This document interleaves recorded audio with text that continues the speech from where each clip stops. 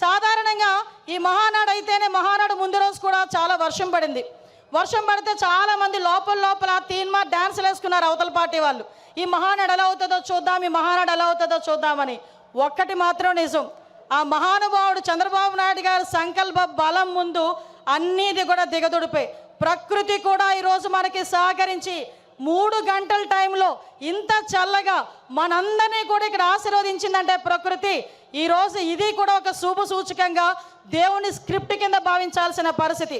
గత 5 సంవత్సరాలు చూసాం, విధ్వంసంతో స్టార్ట్ అయింది, ప్రజావేదిక విధ్వంసంతో స్టార్ట్ అయింది, అనేక కేసులు పెట్టించుకున్నాం, అనేక రకాల జైళ్ళకి వెళ్ళాం.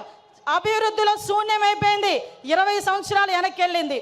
అభివృద్ధిలో ఎందుకు ముందుకు రాలేకపోయింది అంటే శాంతి భద్రతల మీద వాళ్ళకి పట్టు లేక, కనీసం వాళ్ళ భద్రత మీద వాళ్ళు కనీసం శ్రద్ధ చూపకపోవడం వల్ల ఈరోజు మళ్ళీ అదే శాంతి భద్రతల మీద భద్రత మీద శ్రద్ధ చూపించారు. కాబట్టి మన నాయకుడి మీద ఉన్న నమ్మకంతో ఈరోజు అనేకమైన కంపెనీలు ఈరోజు వస్తున్నాయి.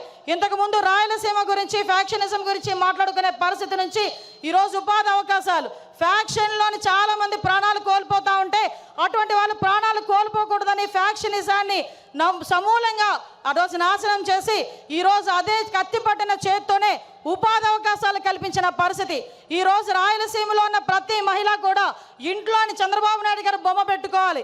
ఎందుకనంటే ఏ రోజైనా కత్తి పట్టిన మగాడు బయటికి వెళ్తే మళ్ళా తిరిగి ప్రాణాలతో వస్తాడో రాడో తెలియని పరిస్థితి నుంచి ఈ రోజు నా భర్త క్షేమంగా వస్తాడు, తిరిగి డబ్బులు తీసుకొని వస్తాడని ధైర్యంగా ఉండే పరిస్థితిని ఈరోజు తీసుకొచ్చాం.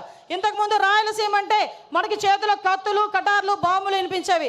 కానీ ఈరోజు రాయలసీమ అంటే ఒక కియా, రాయలసీమ అంటే ఒక శ్రీ సిటీ, రాయలసీమ అంటే ఒక హీరో కంపెనీ, ఇలాంటి కంపెనీలు అనేకం కనిపించే పరిస్థితి ఈరోజు మనందరికీ కూడా కనిపించే పరిస్థితి కనిపిస్తూ ఉంది.